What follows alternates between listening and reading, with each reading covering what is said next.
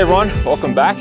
It's been a few months, sorry for the delay. A few things have happened, had a baby, moved house. Unfortunately, not a lot of progress here. I still come out periodically to kind of work on things with the solar and the battery stuff. I'm building another array currently, but as you can see, a bit of snow, the ground's frozen, so not exactly easy going. House, the footings is still ready for concrete, but again, frozen ground, so not a whole lot of progress there. But let's take a look at some of these improvements I've made to the batteries to weather these conditions. It's been in the teens most days, so that's Fahrenheit, negative 10 degrees Celsius. So this is what I've done to kind of keep the batteries at a good temperature and functioning properly. All right, here's the setup we've got currently. I knocked together this little box just of regular insulating foam. It's 1 inch thick all the way around, sitting on some plywood and some bricks. And that's just kind of keeping it off the cold floor here and then insulating it around. It's pretty crude, but it does do a reasonable enough job. I did properly kind of fix all the pieces together, but then I had to actually take it apart.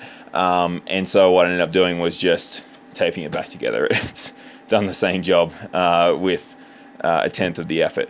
When it comes to temperature stuff, which is what's the important piece of the puzzle right now, is keeping things above freezing but not too hot. And I've gone through both of those scenarios. Originally, I left the batteries just sitting dormant. I came out here, they were negative 10 degrees Celsius according to the BMS, so way too cold. We want to keep them definitely above freezing and more ideally about 15 degrees Celsius. The next step I took from there was leaving the inverter running and having some load on it so that the efficiency losses would help keep the batteries self-regulating their temperature, and then of course when they get charged during the day they're also going to be producing heat inside, and that helped, but it still we're looking like -3, -4 degrees Celsius when I was checking them.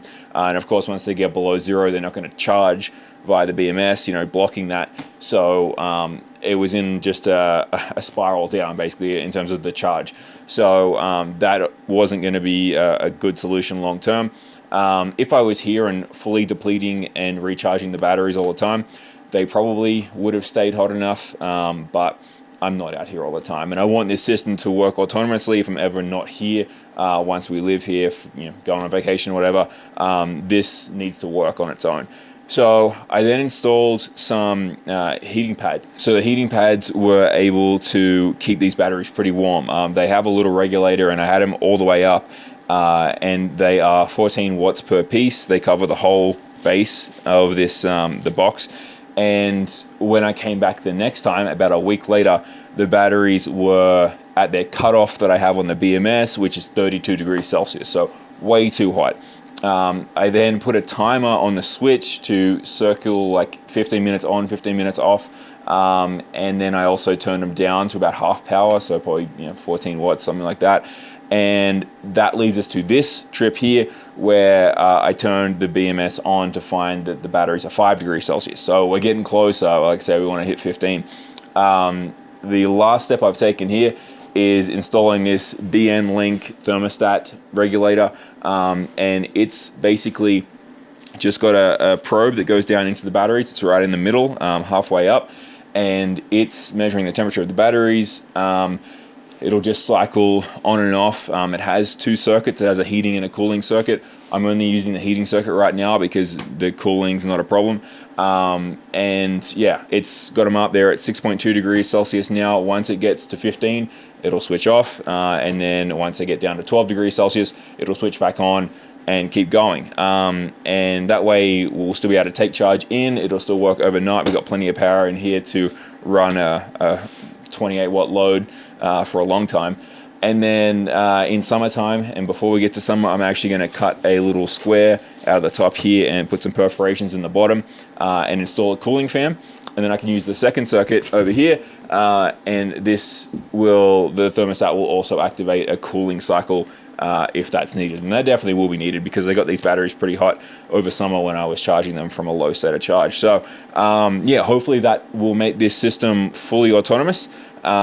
Because I don't want to have to worry about this, and I'm going to be duplicating this whole thing at least one and maybe 3 more times, and that would be enough for us to move in, and we can run split phase 240 volts. I'll have about 30 kilowatt hours of storage, and I'll have 7 kilowatts of solar input. So should be enough to live off in the small part of the house. And yeah, that's all there is to it. So check back for that one hopefully soon, but we've got to wait for the ground thaw out. So it is what it is. All right, catch ya.